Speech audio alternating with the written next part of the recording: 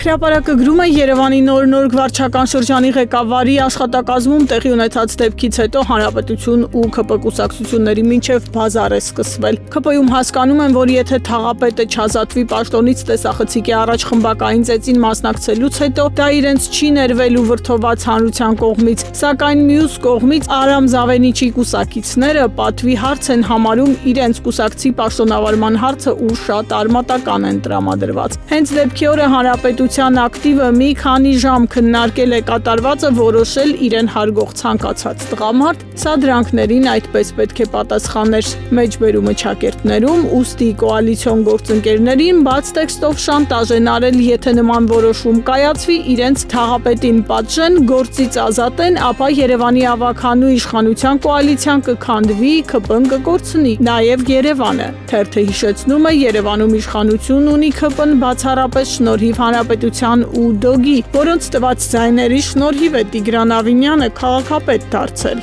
Այս բազարներից հետո է քաղաքական որոշում ընդունվել, որ հանրային զայրույթը գոնե մեղմելու համար քրեական հետապնդում սկսվի մեղմ հոդվածով։ Երկու քրեական վարույթ է հարուցվել, մեկը նախորդ օրը կազմակերպված ակցիայի հետ կապված, որի ժամանակ թաղապետի լուսանկարի վրա յոգուրտ էին լցրել Արթուր Չախոյանն ու Մեսրոբ Մանուկյանը, մյուսը մի խումբ անձանց կողմից խմբակային ներգործության հոդվածով, որով անցնում է նաև թաղապետը։ Որոշ ժամանակ իբրև թե կքննեն գործը, ապա երկուսն էլ կկարճեն ու թաղապետը կշարունակի պաշտոնավարել։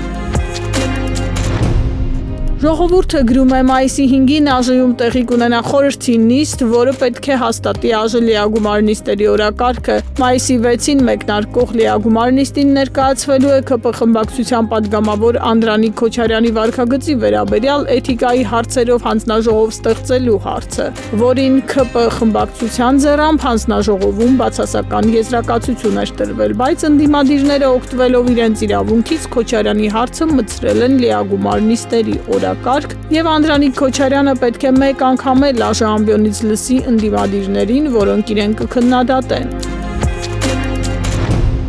Հրապարակում էլ կարդում ենք ԱՄՆ-ում Հայաստանի դեսպան Լիլիթ Մակունցի վերադարձին հաշված ամիսներ են մնացել։ Բոլորը հասկանում են, որ ԱՄՆ-ի նման կարևոր երկրում Փաշինյանը ոչ թե փորձառու դիվանագետ է նշանակելու, այլ իրեն հավատարիմ մարդ, թիմակից, որին վստահում է, որովհետև գերտերությունում դեսպանի պաշտոնը նաև ստվերային շփումներ է ենթադրում, իսկ դիվանագետներին նա որպես կանոն յուրային չի համարում։ Սա գիտեն նաև թիմում ու այժմ թեժ պայքար է Վաշինգտոն գործուղվելու համար։ ՔՊԱ-ական շրջանակներից թերթը տեղեկացել է ԱՄՆ-ում Հայաստանի դեսպանի նոր պաշտոնի համար երկու հավակնորդ կա Արսեն Թորոսյան եւ Նարեկ Մկրտչյան։ Թորոսյանը, ինչպես շատերն են նկատել, վերջին շրջանում հաճախ է ուղեկցում Փաշինյանին, արտերկրյա այցերի ժամանակ ուղակի կաշվից դուրս է գալիս, նիկոլական թեզեր առաջ տանելու համար ելույթներ է ունենում, ստատուսներ գրում, օրերս էլ պատրեց Փաշինյանի իմպիչմենտի ենթարկելու մասին իրեն ուղղված դիմումը, ոտնահարելով դիմումների ու բողոքների քննության մասին Հայաստանի Հանրապետության օրենքը, իսկ Նարեկ Մկրտչյանը, որը նաև ՔՊ արտաքին կապերի պատասխանատուն է, վերջին տարիներին բազմիցս Միացյալ Նահանգներ է մեկնել, տարբեր ֆորումների մասնակցել, Թրամփի երթմնակալությանն է մասնակցել, անգամ Մարկո Ռուբիոյի հետ լուսանկար ունի։ Աղբյուրը պնդել է, իրենք առավել հավանական են համարում Մկրտչյանի նշանակումը, բայց հանուն արդարության պետք է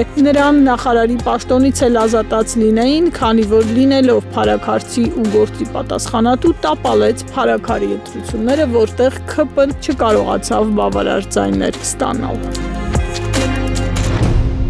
Ժողովուրդը գրում է Հայաստանի գլխավոր դատախազ Աննա Վարդապետյանը ազատվել է իր վերջին տղամարդ օգնականից, թերթին հայտնի է դարձել, որ գլխավոր դատախազի օգնական Արմեն Ղուկասյանն ազատվել է պաշտոնից, որը նախկինում եղել է ոստիկանության ինֆորմացիոն կենտրոնի պետը։ Թերթի տեղեկություններով նրա ազատումը կարող է կապված լինել այն իրողության հետ, որ գլխավոր դատախազը համակարգի ներսում շարունակում է փորձել աշխատակիցներ գտնել, որոնք կապված են ինֆորմացիոն արտահոսքերի հետ, չի բացառվում, որ դրա համար է Ղուկասյանը թիրախում հայտնվել, որքանով են այս խոսակցությունները հավաստի դժվար է ասել, բայց թերթն արձանագրում է Վարդապետյանը 5 խորհրդական ունի, որոնք բացառապես կանայք են, հիմա արդեն նաև գլխավոր դատախազի 3 օգնականներն են կանայք։